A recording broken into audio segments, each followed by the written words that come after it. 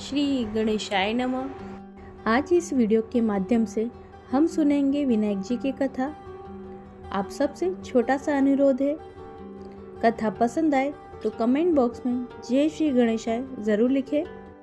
एक समय की बात है, एक गांव में सास और बहू रहा करती थी।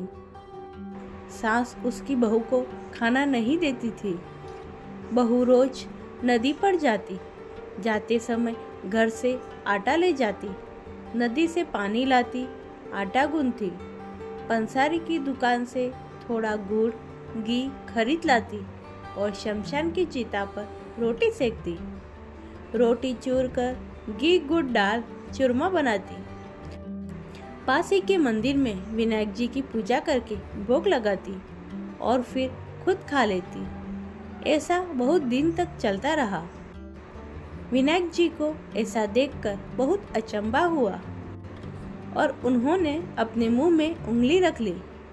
बहू तो घर आ गई, लेकिन दूसरे दिन मंदिर के पट खुले तो लोगों ने देखा विनायक जी के मुंह में उंगली है और आश्चर्य करने लगे।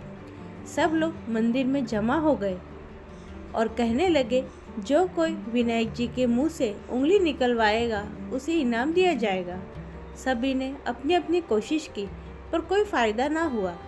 बहू ने अपनी सासू माँ से कहा, मैं कोशिश करती हूँ। सासू बोली, इतने बड़े बड़े कुछ नहीं कर सके, तुम क्या करोगी? इस पर बहू ने कहा, मैं विनायक जी के मुंह से उंगली निकलवा लूँगी। गाँव वाले मंदिर के आंगन में एकत्रित हुए। बहू आई, निज मंदिर में जाकर कपाट बंद कर दिए और विनायक जी से बोली, मैं घर से आटा लाती हूँ, नदी से पानी लाती हूँ, पंसारी से गुड़ घी लाती हूँ और चिता पर रोटी सेकती हूँ। इसमें आपको क्या आपत्ति हुई?